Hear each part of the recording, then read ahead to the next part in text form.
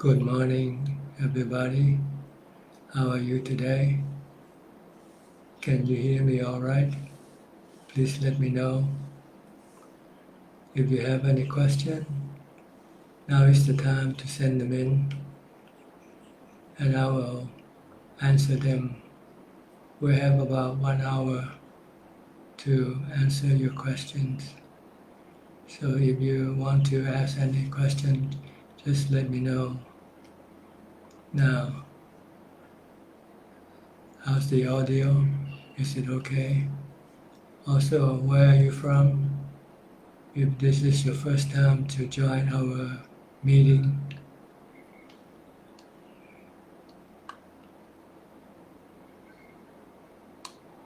okay, Sammy Riachi, good morning, Ajahn. Good morning to you, Sam. Eric Chu, good morning, Pante. Sammy Riachi, yes, we can hear you well. Very good.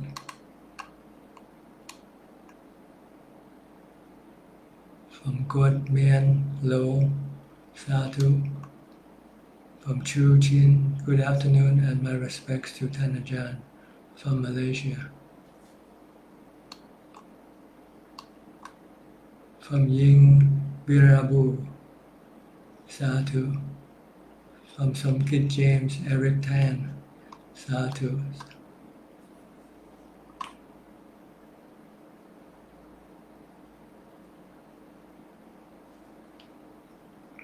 Don't be shy. If you have any question, just let me know.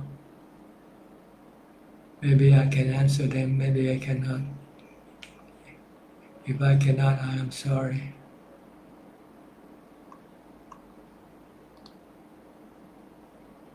Chonburi MTR, Satu, Satu. Prangsa JW, Namaskaran Ajahn from Sriracha. Can hear and see Ajahn well from Om Apprentice. Jack Linton, greetings from Vancouver. Dear Ajahn, greetings to you. How are you? Are you keeping the 8 precepts today? Arante, Satu, Satu, Satu. Okay, this is the first question from Fabrizio Pichai, Indiatuba, Sao Paulo, Brazil. Is it possible to attain samadhi, jhana, living under the 5 precepts? Or if a person really wants to attain samadhi, he needs to live under the 8 precepts. The 8 precepts and the 5 precepts differs in the last 3 precepts, in which it will give you more time to do the practice. So if you don't have to worry about eating after midday, then you can have the time to practice from midday on, no interruption. Like a train, you don't need to stop to take passengers. After midday, you can continue on with your mindfulness practice and samadhi practice. So the likelihood of attaining jhana is greater with the 8 precepts. But then again, there is also someone who can attain jhana keeping just the 5 precepts. That is, if you have strong mindfulness, and he can sit down and meditate and calm his mind very quickly. So there are 2 factors here really that's important. The time to do the meditation and the mindfulness to calm your mind, how strong it is. So you have strong mindfulness and you have time to meditate. This is enough. The 5 and the 8 precepts are similar, except that the 5 doesn't prevent you from doing other things like pleasure seeking, entertainment, and things like that. With the 8, you are prohibited to seek pleasures from the sensual objects. Then it will leave you more time to do the meditation practice.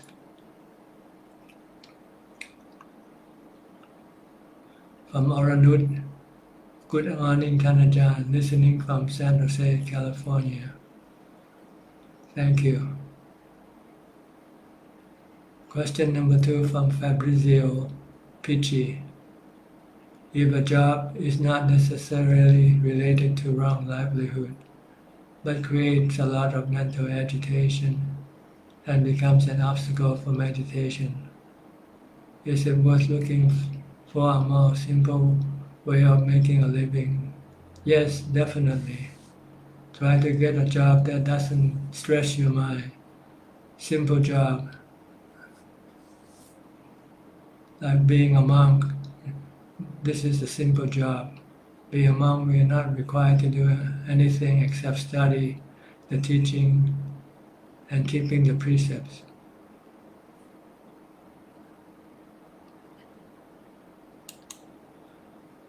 Thank you with hands joined in Anjali and a heart full of metta. You're welcome. From Gib Boon Chu, Sadhu, Sadhu, Sadhu. From someone with a Chinese character, Indian character, I'm sorry. I am Ashwin from India. How to do Vipassana? I have done SN Goenka Vipassana. But when I do it, my head pain and water come out from my eyes due to its move when I move the two body. I think before you can do Vipassana, you need to do Samatha Bhavana first, which is meditation for calm or for jhana. Because if your mind is not calm, doesn't have equanimity, your mind will react strongly to Vipassana and react adversely to Vipassana. So it's not recommended to do any Vipassana yet when you haven't yet practiced meditation for jhana. Once you have jhana, you will have equanimity. Your mind will be calm and not reacting. Then when you do Vipassana, there will be no physical or mental pain arising. No mental pain. Physical pain might arise, but no mental pain. So you need to do Vipassana, Samatha Bhavana first. It's like anesthetic. Before a doctor can perform operation on the body, he needs to put the body to sleep first, so that when he cuts up the body will not react. So you need to have Samatha Bhavana before you can go to Vipassana Bhavana. From Felicia Chan, Sadhu, Sadhu. From Eric Chu, Pante, if my kilesa have already manifested in my mind, what do I do? Resist it. Don't do what your kilesa asks you to do. Or you can get rid of it by reciting a mantra. As soon as you have anger, for instance, you can recite Bhutto, Bhutto, Bhutto. Or you can recite forgiveness, metta, metta, metta. Sabbe satta avera hontu. Do not have ill will toward other people. Just keep reciting this verse and your anger will eventually subside. วางได้จึงเบา Good afternoon, Ajahn from Ning, Sukhothai, Thailand. Thank you for coming in. I hope you have a peaceful mind from not attaching to anything. Letting go your mind and will be peaceful. From Lim Anita, Sadhu, Sadhu, Sadhu. From NTYG, Sadhu, Sadhu. From Wei Sheng Chua, when there is little or no desire, it is hard to get driven to work hard in overcoming life obstacles. You can create desire by fasting, for instance. When you fast, then your desire to eat, desire for food will come up. And this will force you to practice mindfulness and vipassana to overcome your desire. Sometimes practitioner has to stimulate the practice of Dhamma by creating hardship conditions like fasting or living under severe or hardship condition. This will then force the mind to practice Dhamma in order to be able to cope with these hardships or hard or bad environment. So you need to create some form of hardships, physical hardship, to force the mind to practice Dhamma in order to cope with these physical hardships. Wei Cheng Chua, how to overcome laziness in life? Well, you can tell yourself that life is impermanent. You're losing every hour of your life. So you're losing precious time by not doing any practice. Because once the time is gone, it's gone forever. Once this hour is past forever. You will not accomplish anything by being lazy. The Buddha said you can only attain to liberation, the cessation of suffering by practice, by diligence, by exertion. From Nabeti, Namaskaran Ajahn from Medan, Indonesia.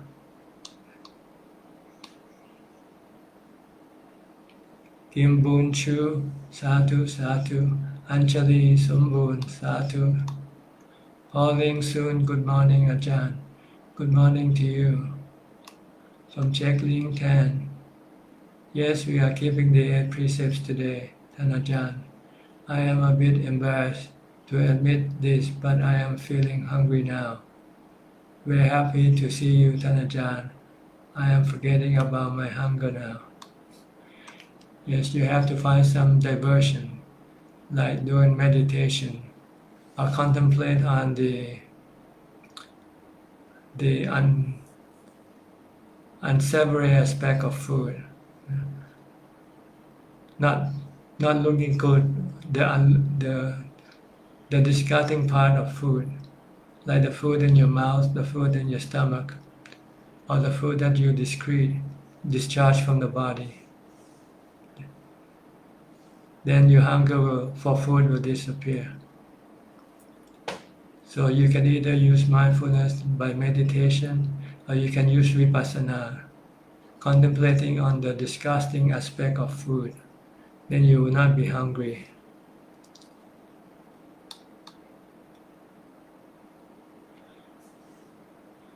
Question from Joanne Ong, Kuala Lumpur, Malaysia. My niece grew up in Christian foster home from age of 9 to now at 20. Her dad went to jail for drugs. Mom remarried. Her grandma couldn't look after her. She wants control over her life. Wants to move out from the Christian home. She was described as rude, naive, ungrateful, and many more negative labels. Her grandma is worried that she will become worse. Her foster parents and Christian home is also worried that she might get worse without proper adult supervision. But she wants freedom. What would you advise us to do for the decision she is making to move out on her own?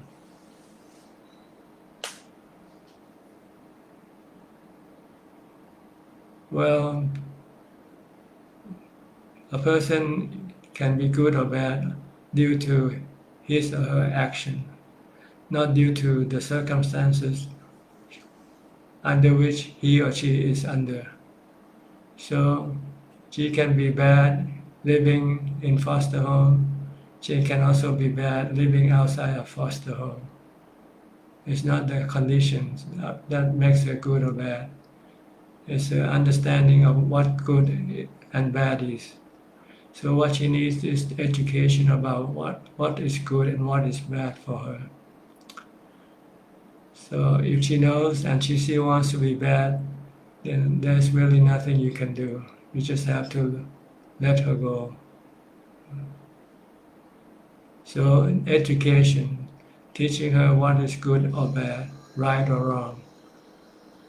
And if she still insists of doing wrong, doing bad, then there's nothing you can do.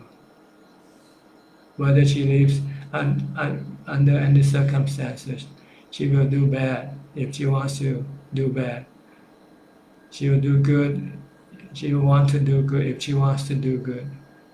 The situation, the circumstances of her living doesn't really change a person. It might have some influence, but the real influence is the knowledge of good and bad and right or wrong.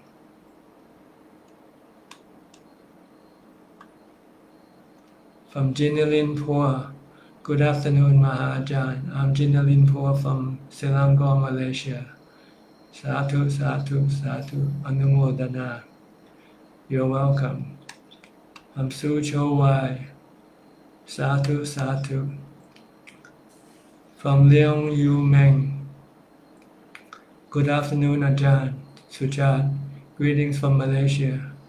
May Tan Ajahn be well, safe, healthy, contented, peaceful, and happy.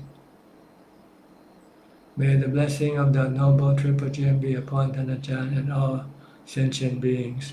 Metta. Sadhu, sadhu. Thank you. From Eric Chu. Sadhu and thank you, Pante.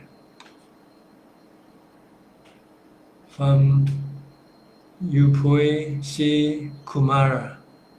Good morning, Tan Ajahn. I am Upu from Sri Lanka. If a person cannot practice meditation due to physical difficulties, and still he wants to attain to Nibbana, and has perseverance and determination, can he become a stream enterer before he dies? Yes, it's not the physical situation that makes you attain or not attain, but it's your ability to let go of your attachment to the five khandhas and everything else that the mind is being attached to. So you can still practice Dhamma, teach the mind to let go by contemplating on the three characteristics of existence of all things, animate and inanimate. They are all anicca, dukkha, anatta. Contemplate the mind, contemplate the feelings to be anicca, dukkha, anatta also. So yes, you can attain to Nibbana, even though you are not able physically or have physical difficulties. All you need is to have mindfulness, which you can keep developing by reciting the mantra Bhutto, Bhutto, Bhutto. Once you have mindfulness, then you can calm your mind into jhana.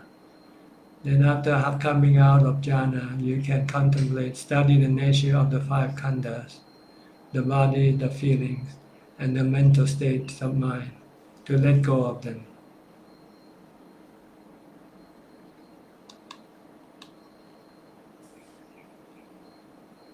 Question from Samanji, Ceylon Daily News, Sri Lanka. Question number 1. Buddhism emphasizes the importance of present moment.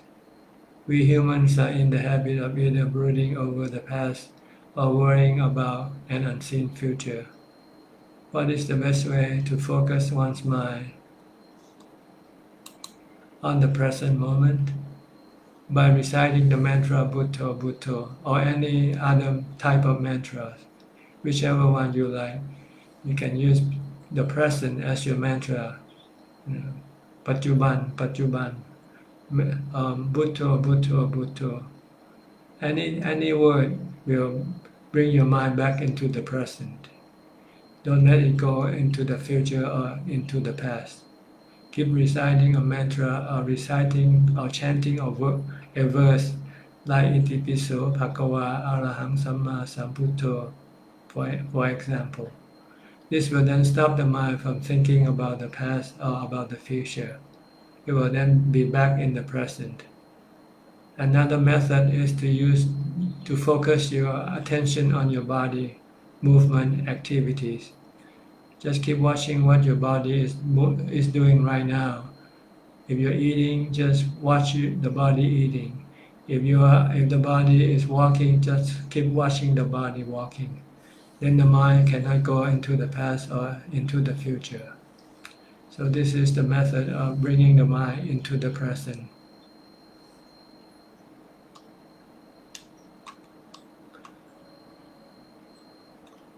From Ali Hassan, Ajahn, my friend's mom, Madame Lao Ngot Peng is now laid down on bed and suffer with her illness. Please wish her to have spirit to stay strong, to fight and survive. Yes, I wish her all the best. Wish her the presence of mind, to have mindfulness and to have wisdom, to let go of her attachment to her body and to her sickness. Just leave the body alone. You cannot force the body. You cannot control the body. You cannot control the sickness. If it's going to be sick, let it be sick. Then the mind will become peaceful and not disturbed by the sickness of the body. Let go of the attachment to the body. Let go of the sickness. Then the mind will be peaceful and calm and happy. Question number 2 from Samanji, Sri Lanka. What is the best way to celebrate Visakha Buddha? The Buddha said the best way to celebrate any Buddhist holiday or any day is to do what we call Patibat Bucha, which is practice the teaching of the Buddha. This is the best way to celebrate any occasion, is to practice dana, sila, and bhavana, charity, morality, and meditation. Practice-wise, Buddhists engage in both amisha and patibata puja. Could you explain the importance of each of them? Puja, which means to pay homage or respect to someone you respect, like the Buddha. There are two ways we call Patibat Puja and Amisa Puja. Okay. Amisa Puja is to give offerings to the person, to give things to the person that you respect, like money or material things. If you want to give respect to your father and your mother, you can buy them gifts, give them money, for instance, or take them out to go some places. This is called Amisa Puja, giving things to the person you love, you respect. Patibat Puja is to practice the teaching of the person you love, like the Buddha. The Buddha said, if you love me, you have to practice dana, sila, and bhavana. This is Patibat Puja. Two forms of puja or giving respect. The Buddha said Patibat Puja is the best forms of giving respect to the Buddha, which is to practice the teaching of the Buddha.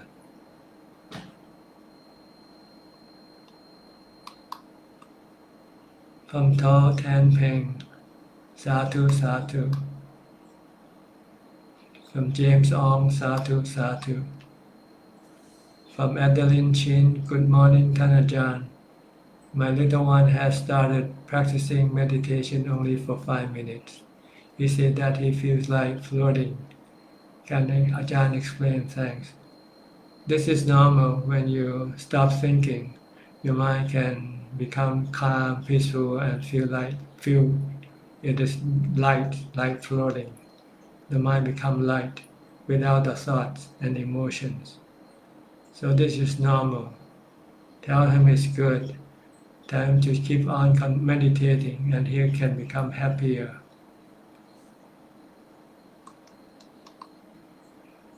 From Siti Kusama, Sadhu Sadhu. From Pradeepa Hima Kumari, Sadhu Sadhu. From Walaiporn, Grab Namaskaranท่านอาจารย์ From Phoebe Sang, good morning, dear Venerable Ajahn. Happy to see you online. Check told me. Yes, happy to hear from you too. I hope you are well and happy. Question from Samanji number 3. When and where should a Buddhist forgive? A Buddhist should forgive when he is angry at someone. As soon as you are angry and you want to hurt someone, then you should forgive that someone right away. You should do it live, not something when it does, or something that already happened. Something that somebody did something wrong to you, and you want to revenge. You want to hurt that someone. Then you should forgive that someone right away. Forgiveness is both conditional and unconditional. Which end should we adopt? Unconditional forgiveness. No conditions. Just forgive and forget. Let bygone be bygone. This is the best way of forgiveness. Because it will calm your mind and it will not cause you to become evil. When you're angry, you can become evil. When you forgive, then you can become an angel instead. You can become a saint.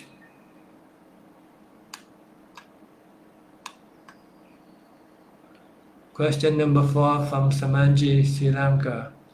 A layman will not find it easy to keep his mind away from defilements for long. I have seen many instances where even those who claim to own advanced mind get disturbed over trivial material things. How would you advise us to develop the purity of our mind? The best way is to live separately from everybody until you can totally control your mind before you can come back into society. Like the Buddha, he left the society and he went to live alone in seclusion until after his enlightenment, 6 years into seclusion. Once he has fully controlled his mind, then he can return back into the society and started preaching his teaching. And his mind, and he can keep his mind calm all the time, not reacting any badly. So first, if you want to control your mind completely, you have to be alone and meditate, developing vipassana, samatha and vipassana bhavana. Once you have full control of the defilement, then you can then return to join the society, to join the world, to join the society, and then do good things for the world, for the public at large. From Kek Yen So, dear Ajahn, good afternoon. Regards from Penang. Thank you for the Dhamma teaching. You are welcome. Question number 5 from Samanji, Sri Lanka. What is your interpretation of an ideal Buddhist? An ideal Buddhist is someone who follows the teaching of the Buddha completely, like developing the 4 Brahma Viharas by practicing charity, morality, and meditation.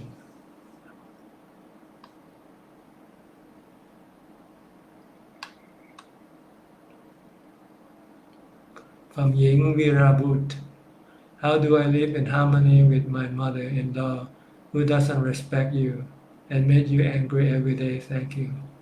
By not expecting anything from her. Don't expect respect. Don't respect anything from her. Think yourself as her servant. Then you can live with her in harmony. Think of her as being your master and you being her servant. Then you can live with her in harmony, in peace.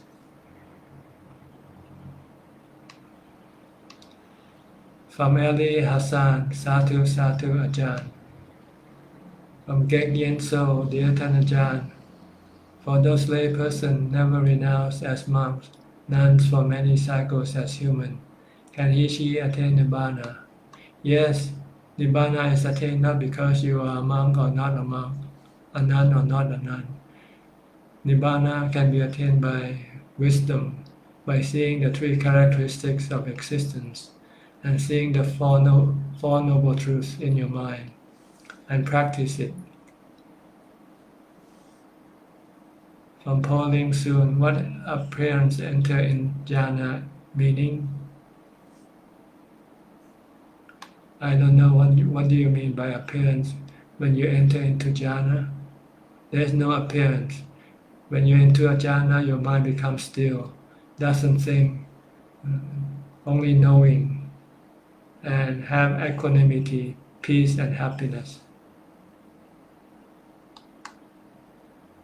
From Liang Yu Meng, question, Tan Ajahn, how can one who is a one-day Vesak day Buddhist embark onto the path of Buddha sincerely and faithfully? By being an everyday Vesak Buddhist, you have to practice every day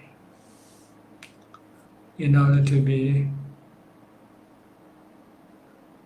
on the path of the Buddha and sincerely and faithfully. You have to keep practicing the teaching of the Buddha every day, not just on a special day. Practice every day. From Asen, good day, Prajan, good day to you. From Felicia Chan, Satu, Satu. From Hai Eng Il, we, Ajahn, why is it so difficult to realize and understand anicca in our daily life, even though we often experience anicca in our daily life? We live as if we will not fall sick and die. Well, you should go visit the sick people in the hospital often, like every day. Go to the cemetery every day to see the death. Then it will be easy for you to practice or understand anicca. You have to constantly looking at the truth all the time. Go to a funeral, see a dead corpse, see a corpse, or go to a cemetery and look at the body buried in the ground, for instance. Or go to the hospital and visit the sick people. Then you can see anicca quite clearly that way.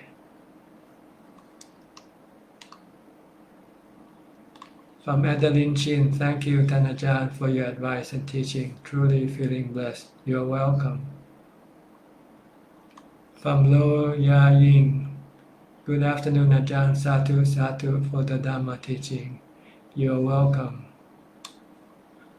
Question number 6 from Samanji, Sri Lanka.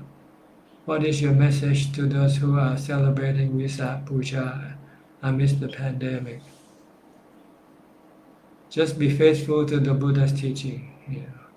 Don't worry about the conditions of the body, whether there is a pandemic or not. The body will still get old, get sick, and die eventually.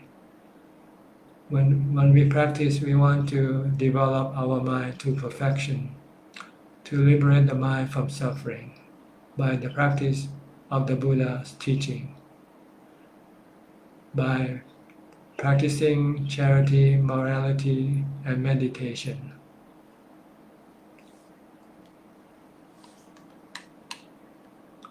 From Irene Go, good afternoon, Ajahn. I am from Singapore. Thank you for your sharing. You have answered my problem, which had been in my head for quite some time through your sharing. Sadhu, sadhu. You are welcome. From Ying Virabut, sadhu, sadhu.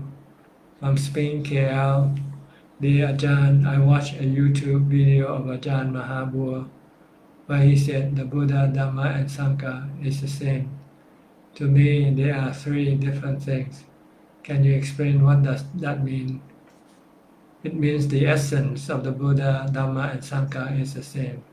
The Buddha, Dhamma, and Sangha talks about the same thing. Talk about Nibbana. Talking about making the mind become Nibbana. So the Buddha's mind has become Nibbana. The Sangha mind has also become Nibbana. The teaching of the Dhamma teaches how to make the mind become Nibbana. So this is what he means by the three are the same thing. They are about Nibbana, or making the mind become Nibbana, or having made the mind become Nibbana. Hai Eng Yu is investing in the stock market a subtle form of greed as we expect gains from our investment. Every form of livelihood is greed, but sometimes you have to have a little bit of greed to keep your body going. You have to keep your body alive, so you need to have to make some income. Even monks, we have to go to collect food in the village. This is also greed, but it is a pure greed. It's not a defiled greed. Pure greed is considered okay because it is a necessity. You have to maintain your life. So you need to have the four requisites of living: food, clothing, shelter, and medicine. As long as you only have enough of it. If you have more than what you need, then this is called defiled greed, not pure greed. If you just have enough for existing, then this is considered to be pure greed, not harmful to the mind. But if you want to have more than what you need, then this is defiled greed, which you should stop. You should only make a living enough to survive, not to get rich, not to use money to support your defilement. From Prangsa JW, dear Prajan, can I have ice cream or jelly drink instead of fruit juice in the afternoon during taking the precept on that day? Thank you for your kind advice. Well, ice cream is made from milk, and milk is considered to be food, so you cannot have ice cream. And I'm not sure what jelly drink is made from. If it's not made from food, if it's not considered to be food, then you can drink them. But if they are considered to be food, then you cannot take them. So it's better just to take fruit juices. Don't worry about the other things if you don't know whether they are food or not. From Korean Core, sadhu, sadhu, sadhu. Question number 7 from Samanji, Sri Lanka. Immoral speech and action will bring about negative consequences. What thoughts are subtle?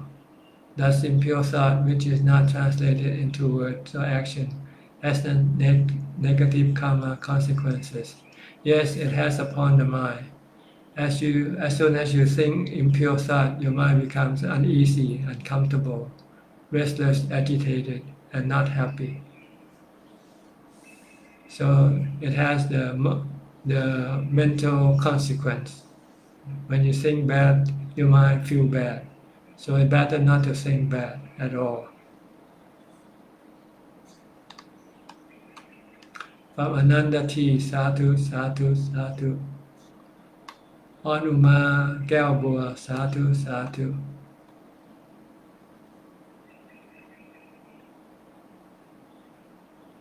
Sammy Riachi, Tanajan, you didn't reply my question because I didn't see it. You have to send in your question again because it didn't appear on the screen, on my screen anyway. So I don't know what you asked. So how can I reply to your question? So please send in your question again. I didn't see any your question on my screen. I'm sorry. I'm scrolling down, and reading every question that every comment that has been sent in. But somehow I didn't see your comment, your question. So you have to send in your question again, please. I'm sorry.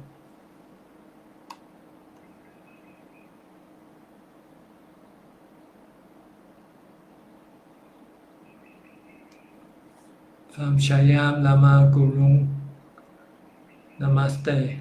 Shayam Lama Gurung, Sadhu, Sadhu. Joyce Ui, Sadhu, Sadhu.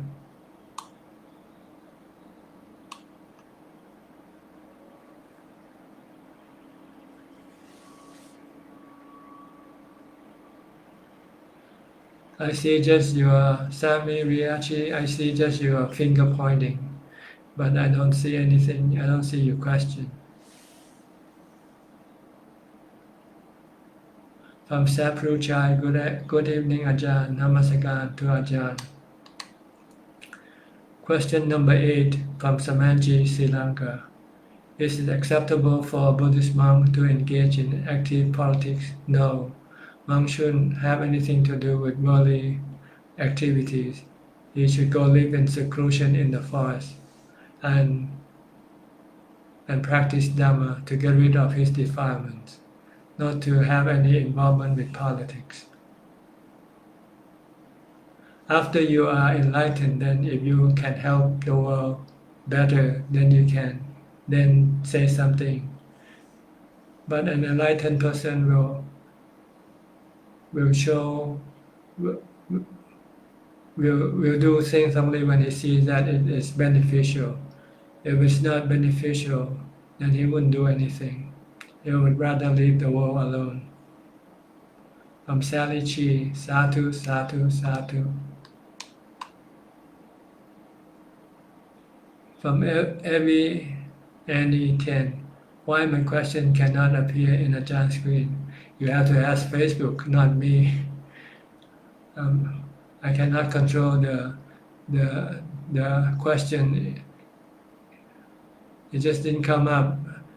But now I can see your question, your comment about your question, but I cannot see your question. So just send them back in again. Maybe something wrong with the connection when you send in it might just fell off or something. Send them back.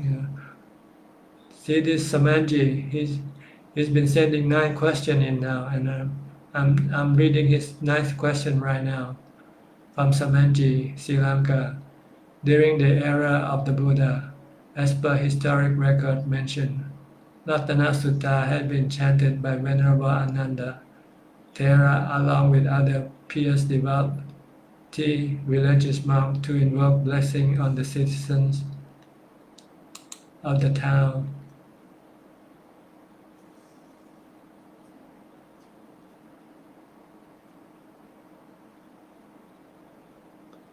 Visala affected by plague. Back then the monks are said to be very pious, but many argue that a majority of monks living today are not as pious or virtuous as those who had lived in the time of the Buddha.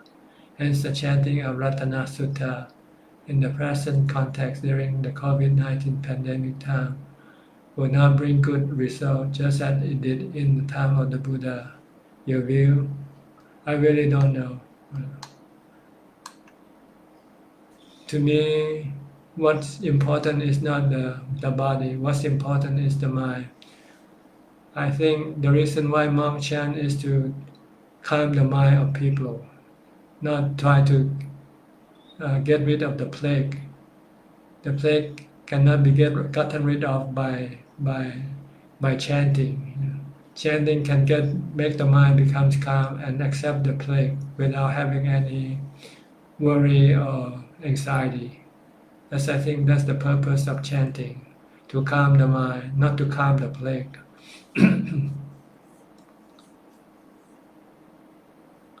From Hood Maxley, may Ajahn be well, peaceful and happy. Sadhu, sadhu. You're welcome. Thank you. From Eileen Hassan, Ali Hassan, Ajahn, just remembered Madame Nawati Tanoto. She is also my friend's mom, Annie Salim.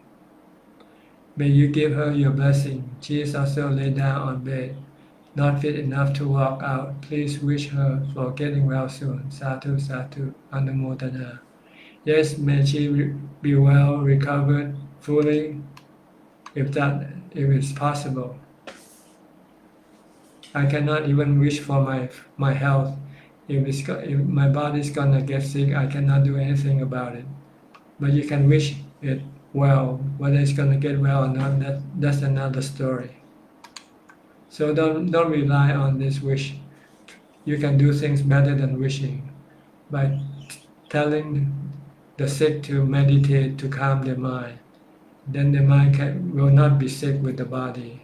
The mind will then be peaceful and happy.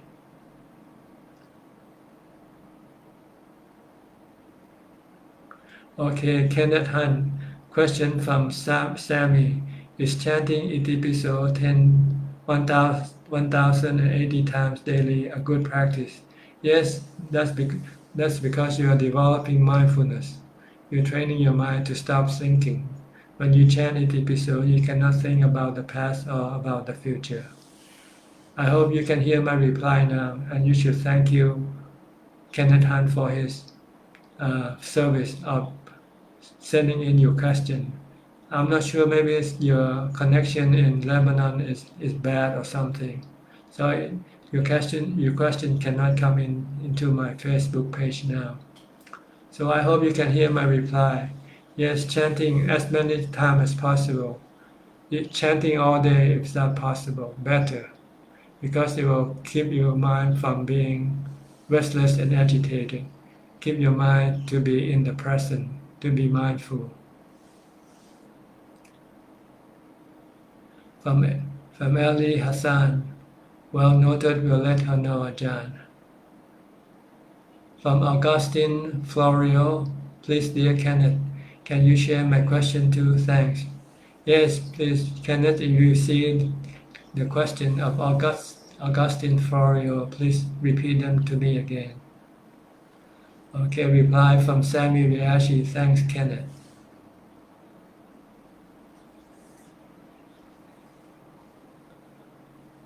From Lisa Eileen Rabinovich, how do you stop food cravings? By contemplating on the disgusting aspect of food, like the food in your mouth, the food in your stomach, or the food that you discharge in the toilet. When you think of this type of food, and then can stop your cravings for food. Yes, you have to force yourself to look at the disgusting aspect of food. When the food enters into your mouth, if you spit it out, you wouldn't want to take it back into your mouth, no matter how delicious it is.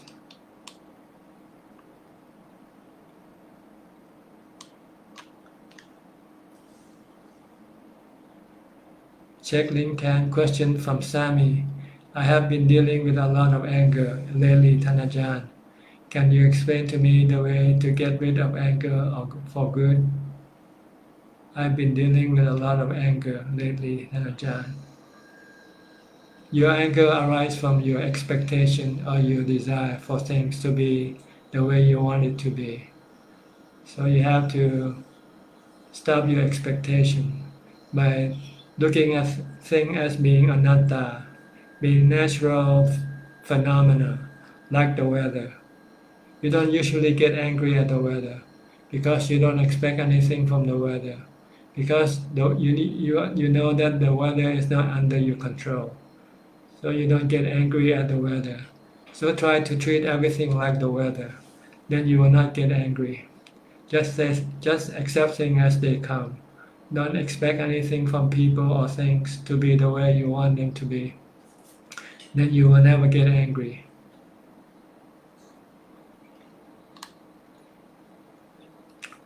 Here's a question sent in by Kenneth Hunt. Question from Sammy. If someone harms me repeatedly and I keep forgiving them, what can I do? Just keep continuing forgiving them. Just look at it. This is the consequence of your bad karma in the past. That is bearing fruit on you now. You just have to take things as they come. Just look at the worst thing that can happen, which is death. And whether you have good or bad karma or not, death will still come upon your body anyway. So just if you can avoid your consequences, do it. But if you cannot avoid, then you have to embrace it, accept it. Then you will not be hurt mentally. Your mind will be calm and peaceful and not disturbed by whatever is happening to your body. Question number 3 from Sammy, related by Jack Lincoln. Ajahn, if someone harms me and I forgive them, then they harm again and again repeatedly. In this case, what should we do? Well, let it happen first. Maybe once you forgive them, they'll forgive you also. You don't know. But if they keep harming you, then you just look at it that this is the consequence of your bad karma. Maybe they want to eventually kill you. So if they cannot kill you yet, they'll keep coming back and harm you again and again. So you have to accept it. This is the consequence of your bad karma. Like the Venerable Moggallana, he was an arahant, but he eventually had to be killed because of his bad past karma. So he accepted it. He said, you cannot run away from the consequence of your bad karma. If you run away from it today, it will come after you tomorrow. So let it take its course. Then it will then eventually come to cessation.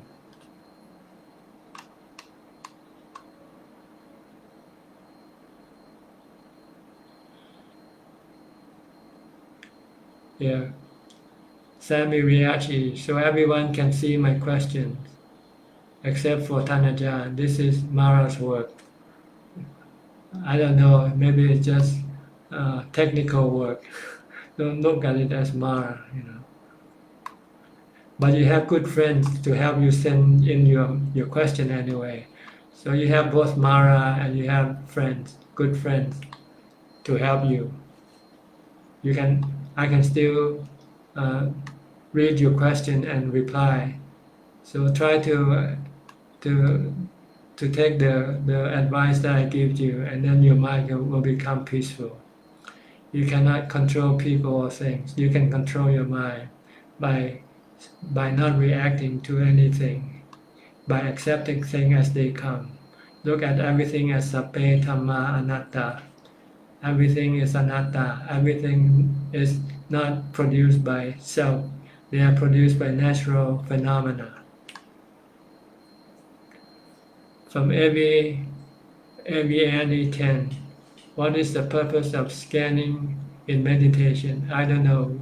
We don't teach scanning in meditation. We teach focusing in meditation. Just focus on one object, such as your breath. So don't scan. Keep focus. Keep fixing your mind at one spot, one point, in order to make your mind to become calm. Augustine Florio, hello dear John, I hope you are well. My question today is, are really martial arts compatible with Buddhism? I don't think so. Buddhism doesn't teach us to fight anybody except our own defilements. So we don't need martial arts to fight our own defilements. What we need to fight our own defilements is the Dhamma teaching of the Buddha. So monks don't practice in martial arts. If you study the life, the biography of the Arahants, no No one study any martial art or practice any martial arts. They practice the Dhamma teaching to fight against their own defilement. Okay, we are reaching the 56-minute mark already. So we only have about 4 more minutes left to answer your questions. So if you're not typing any question right now, please don't do it. You have to wait until the next meeting. If you are in the process of typing the question, please continue on typing and then send your question in. I only have about 4 more minutes left to answer your question. From William Chop, good afternoon, Ajahn. From Kenneth Hunt, sorry to the other person who asked, I didn't see your question. Okay, from AV10, Ajahn, what is the purpose of scanning? I already answered this question. No purpose, don't scan. Focus, fix your attention at one point, at one spot, like the breath, at the tip of your nose. From William Chop, hi Ajahn, how do one know or realize that one has attained the stream winner state? When you have let go of your attachment to your body and feelings, no longer afraid of getting sick or die. From Swante, Satu, Satu. From Tan Seo Hong, Satu, Satu. Question number 1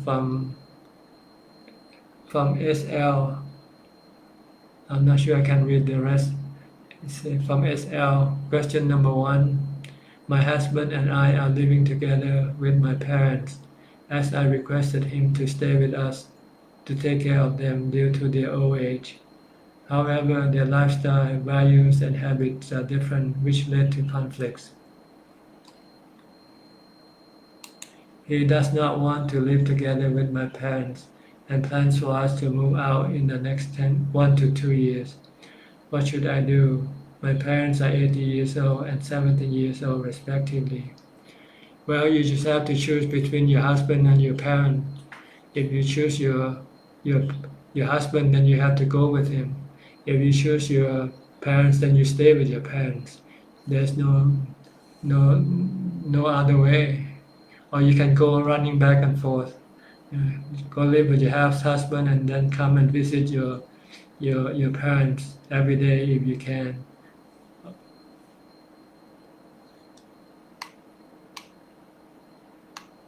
Question number 2 from SL. How do I arouse my parents in the Dhamma when they do not believe in Buddhism? You cannot do anything if they don't believe in Buddhism. If they don't believe, then it's too bad for them. Because they believe that this lifetime is all they have, they do not see the importance to learn the Dhamma and do not see much meaning in life or motivation to do anything. Is there anything I can do for my parents? You can do physically for them. You can feed them, you can look after them physically, but you cannot do anything mentally for them because they refuse to accept your help in that regard. So you can help them physically and make them happy physically, living well physically. But as far as mentally, there's nothing you can do. Then you have to use ubekkha. From Kim Echua, Ajahn, Satu, Satu. From Jinilin Pur, thank you for sharing your Dhamma talk today, Ajahn, and all brothers and sisters in the Dhamma. From Winston Gore, can a person die in sleep, become a stream enterer? It depends when he's dying whether he can let go of his attachment to the 5 khandha or not. If he can let go of the 5 khandha, he can become a stream enterer. From AV10, Ajahn, what if someone starts to be a monk or nun, but have husband and children? How to deal with it, Ajahn? You have to separate yourself from them. Like the Buddha, he was married and had a son, so he had to leave the palace, ran away from the palace and lived in the forest, far away from home.